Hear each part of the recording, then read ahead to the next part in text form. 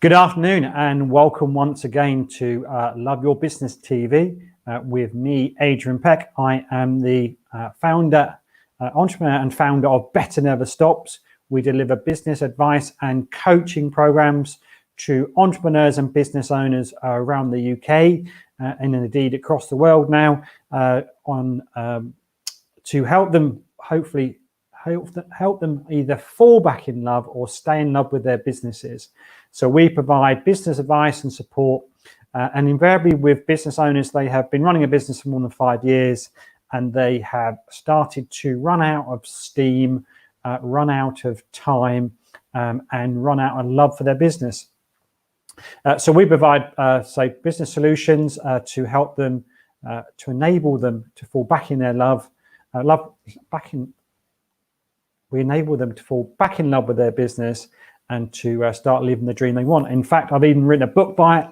It's called How to Fall Back in Love with Your Business, The Entrepreneur's Guide to Rediscovering Your Mojo and Enjoying Every Day by Living Your Dream. So a very warm welcome. This kind of Love Your Business TV came about 2 months ago now. In fact, this is our 12th program, but before the coronavirus kind of horrible thing kicked off.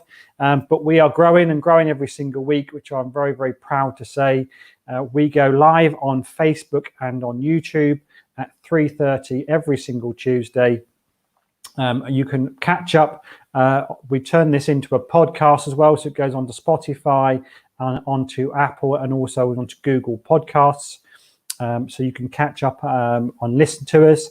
And hello to the guys in down under in Australia and also in the US. I know there's guys that are regularly downloading those podcasts every week and listening to those as well. You can also catch up with us on Love Your Business TV. That takes you to your Better Never Stop site, but that then also gives you all the previous episodes and stuff of what we've been doing. So as always, you can catch up with me, Adrian.Peck, P-E-C-K, at peckuk.com. So it's ADRIAN.Peck at peckuk.com. If you want to catch up at all with me, please reach out and contact me. It's always great to hear from you and to the feedback you give me and the way it's helping your businesses, which is absolutely fantastic. So moving on to this week, a couple of weeks ago, I talked about exiting your business and I gave you various options about how you can exit. And I had quite a few questions about, that's all well and good, Adrian, but how much is my business worth? So this week, we're going to focus very much onto how much is your business worth, and we're going to business valuations and what drive business valuations as well. So that's what we're going to do this week. So let's crack on. First of all, I'll give you just 3 examples of some stories really that I've come across that I've personally been involved in the last few years, really around business sales and what's happened and kind of where they've gone. So I've got 3 examples where I'll take you through. First of all is business closes. And I've had 3 emails in the last 2 weeks from people who are on my contact list, have read your dialogue, and basically because of the coronavirus and what's happened, they've kind of said, that's it, I'm just going to close my business, I've had enough type stuff. Now, the unfortunate thing in those examples, and there's at least 3 that I know of, they haven't sold their business, they have literally just closed it, which is an absolute travesty if you think of all the years they've built up, and they've probably built up quite a lot of value and actually had nothing to walk away from it. So that's kind of the first example really of how businesses can just close and there is nothing left at the end of it. The next one is in Ely. About 4 years ago now, one of my clients, we were looking to expand the areas that they were selling into. And one of the options, of course, is whenever you're expanding, is to buy somebody that's already in the vicinity. This is the beautiful city of Ely, and my client expanded into Ely. So we looked at the options of purchasing a company there, and as luck have it, a broker contacted me one day saying there's a business for sale that you're looking for in Ely. that kind of fits your criteria. Would you be interested in purchasing it? So I started doing the due diligence basis on behalf of my client. It was the guy wanted just over about £1 million for it, for this business. And the ironic thing is that we then met with him. Obviously went through a series of questions to start cleaning out of him the kind of substance behind this business. The accounts hadn't been done properly. He had no idea what the sales were the previous year. Or the previous month, or even that month. He had no idea of what work in progress he had. He had no database of all his customers. So there was there was no repeat business and stuff in there. That in the end, the business was just worthless, absolutely worthless. And this guy wanted £1 million for it. And we just looked at it, and yes, there were some assets with the business that kind of took that valuation down a little bit, if you like. But the hard and fast part of it, at the end of it, is I sat down with my client and said, look, we can launch in this town. We can do all that. We've done all the budget in terms of launching this business and the marketing that needs to go behind it. And it's probably a tenth. It's somewhere between 10 and 20%. It's 100 to 200K that we needed, absolute maximum. And that's on a basis of a year of not doing any business. And that was the route we took. So it just gives you an example of actually the real life going out and buying a business in a real life situation, and where is its value. That business was worth 200 grand to us tops. In actual fact, I think we ended up spending about 100 grand to launch the shop, and it was up running with about 4 months and generating revenue. So it in no way costs £1 million, that's for sure. The third example I've got of businesses is a couple that I've actually been involved in terms of actually selling them or actually buying them as well on behalf of businesses. And again, these were quite standalone, but these were two service-based businesses. One particular that was a service-based business. It wasn't necessarily anything unique about it. And all we done actually was we just brought the customer base from them, the list of customers, and there was a payback over about a 4 or 6 month period where we just took those revenues, said, look, with those revenues, there was a price we paid on day one, and over the kind of 3 to 6 months, as if those customers stayed with us, then there was a bonus in there for the owner. And again, in reality, the owner got very, very little money for that business, but just because there wasn't any value in it. And it just goes to show again that you've got to build that value into your business. That's not just about you. So there's a couple of kind of real life examples really of how and what drives business value. But of course, you want to know is basically how much is your business worth? And that's what we want to go into today. So the first thing I'm going to say really, and I shouldn't have shown you that a little bit on the side of it, let's just pop that up so it's a bit bigger, is how much would you pay for this painting? So how much would you pay for it? I didn't mean to put the other bit up actually, but actually that painting, I mean, if you saw it in a car boot sale or somewhere, you probably wouldn't think too much about it really. And you know, well, to be honest, it's not really my cup of tea, but I probably wouldn't pay more than that 10 quid for it. The reality was that's the world's most expensive painting ever sold. It was sold in 2017 for $450.3 million by Christie's. I think it was in New York. And it dates back to something like 1500. It's one of obviously Da Vinci's paintings as well, Salvator Mundi. Now, on face value, that painting's actually not worth a lot of money unless you actually know it and it's something you desire. It's part of a collection, for instance. Then it has deeper and deeper value to it.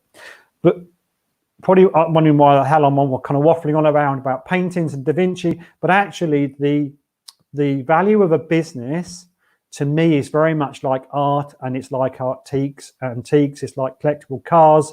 It's like classic cars. It's worth as much as anybody prepared to pay for it. And particularly when it's small businesses. It's a bit different when you get into kind of £10 million plus turnover businesses. Then there are certain formulas and multipliers you can put into it where you can come with multiple factors of how a business is then worth. But in reality, in small business land, and these are businesses that are certainly less than £5 million turnover, certainly less than kind of £2 or £3 million turnover. The value is really around the buyer, and it's what they see that value is that really kind of drives it. There is no formula.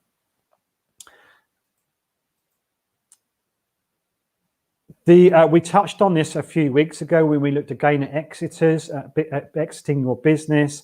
80% of businesses for sale don't sell, and that's primarily driven because there's a lack of preparation, there's poor financial results, there's over-reliance on the owner, and there's unrealistic valuation. So 80% of businesses do not sell, which is a fairly scary statistic.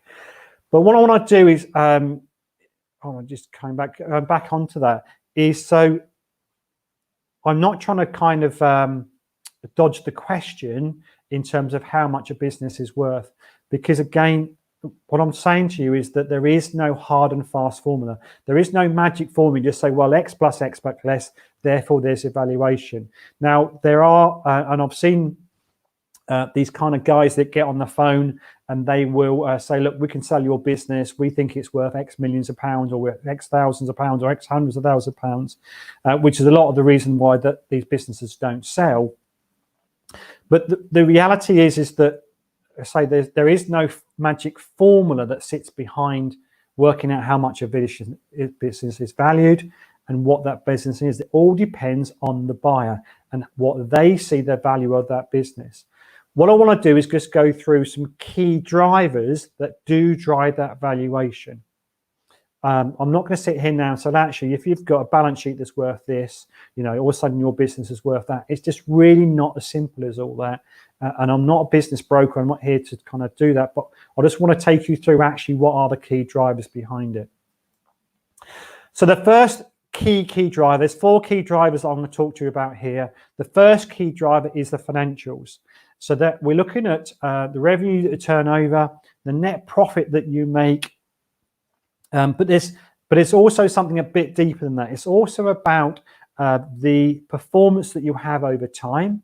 So how steady or are those financials? Is it repeating every single year, or is it up and down and stuff like that? Because again, like if you were buying that painting and you were said, you smoke a bloke at a pub, so look, I got those painting, mate. It's a really great. But he's painted by that Da Vinci bloke. And you're kind of like, well, really? Why have you got it? Why have you got a $450 million painting in your hand? You want certainty built into that. And it's no different from a buyer, is they want to see that those financials over a period of time. So it's not just about the how high the revenues or the profits are. It's also about the quality of the data and that performance over time as well. And that quality of data, you go back to the business we tried to buy in Ely. He couldn't give us any management accounts. So straight away, he made it so difficult for us to buy that business. We had to walk away because we could not buy it, because we could not value it. So it has to have some financials into it in order to give it a value. So that's really, really key. So the second one then is about growth and stability. So what's the future beyond today? Your buyer is not interested in the past in terms of where the business is going. It's not interested in where it's been. It's more interested in where it's going. But in the terms of financials, it wants to see some stability in there, and it wants to see sustained revenues and profits in there. But actually, it's all worried. The buyer is all worried about the future. He's not worried about the 150-year history the business might have. He's worried about actually what's going to happen tomorrow, what's going to happen next month, what's going to happen in 6 months' time, what's going to happen in a year. So what are the growth plans that are in place? How sustainable is that business? What marketing, sales, what strategy have you got in there that's going to grow and sustainable and have that business sustainable for a few years? Bearing in mind that an investor or a buyer is going to buy that business and want to return an investment over a period of time. And obviously, the faster they can get that return back, then the higher the value that you'll have at your business. So the third one is cash. Now, this is a little bit odd because there's two parts really to it that a business has to buy in terms of buying a business. First of all, it's going to write out or it's going to give you some money for your business. Your business that you built up, it has a value into it. It's kind of its goodwill and what it's going to return over the next few years. It has that value to it, which is one kind of paycheck, if you like. The second part to it is what the working capital that needs to be involved in it as well, and what cash needs to be in the business for it to be sustained. In essence, they've got to write two checks, but those two checks are going to come from the same checkbook. Therefore, if you've got a business that is heavily needs a lot of cash to fund it every single day because it's got a big debtors list, and therefore it's needs a lot of cash to fund it, the value of that business is going to go down because your buyer's only got one checkbook. I come across this a lot with a lot of engineering businesses as well. A lot of engineering and manufacturers businesses that they have a high degree of plant and equipment. So if you imagine you've got £1 million worth of plant and equipment, and you are netting, let's say you're netting 2 or 3% from you take I don't know, you're turning over £2.5 million, £3 million business, £3 million turnover business, and you're generating £200,000 worth of net profit per year. If I've got to go in and buy that business and spend £1 million to buy all the assets of the business, £300,000 a year return on that, by the time I've paid myself and took all the other risks, is not that appealing to me. And that's just buying the assets of the business without the goodwill and the cash that's involved in it. That's why at times it's really, really difficult to sell these kind of manufacturing businesses, particularly where they've gone a bit of kind of down a rabbit hole and they haven't expanded and kind of got their strategies right in their business, because invariably the valuation of business is going backwards every single day that those assets sit on that balance sheet. So the idea is really you need to get the asset sheet down and you need to get the cash collection into it as fast as possible, because there is only one checkbook. So it's a really, really important part, an important factor that drives those valuations for those businesses. And the fourth one, and not surprisingly, and quite important one, is you. There's a great saying about you can take away the balls, but you can't take away the juggler. If you are the juggler in your business, as soon as we take you out, the balls are going to fall on the floor. So you can't be the juggler. You've got to build a business that's not about you, and you've got to take yourself further and further out of that business so it literally runs on its own without you being in it. And the kind of great test to it is go on holiday for 3 months. Go on holiday for 3 months and see if the business can carry on running. If it can't, you've got a problem, and you're going to have a problem with your valuation at the end of the day as well, because the owner will sit, or the buyers will come in to say, well, okay, if we take John out of this business, what's it going to be worth? Well, actually, John does everything. He's talking to customers, he's talking to suppliers, he's making all the day-to-day decisions. That becomes really unsustainable. So there's the kind of really 4 key valuation factors that drive the value of your business.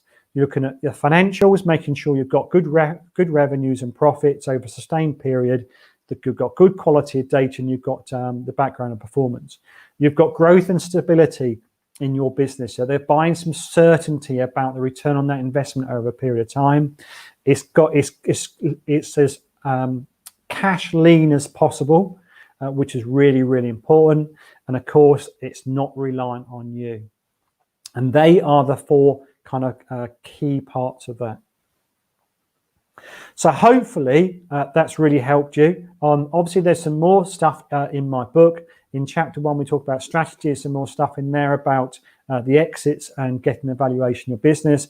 But in reality, the whole of my book is really there to drive up the value for business. If you follow everything I say to you, you'll get there as well. The last thing is I've got a free business health check that you can take. So it's peckuk.scoreapp.com, peckuk.scoreapp.com, and you can get a free, fairly in-depth, well, it's a very in-depth business health check. It will look at every single aspect of your business and give you a quality or a health score against each one of those parts of it. And as it overall, there's a 20-page report that comes off the back of it. So please go and take that report. At the end of it as well, you can have a free consultation with myself and to get some more in-depth help and advice on it. In the report, there's at least 35 different strategies in there for you as well that come out of it to help you grow your business and increase that value. So I hope that's been a really good help. Again, please give me some feedback for you or how you found this week. Next week we're talking about big changes will kill business growth. So it's the aspect I'm looking at next week. Big changes kill business growth. Thank you very much. Stay safe as always. And remember, we're back on next week at 3:30 on Love Your Business TV. I've got some great, thank you, Darren. Thank you also, Andy. Thanks for those guys. Thanks for your comments. And I look forward to catching up with you next week. Thank you very much. And remember, better never stops.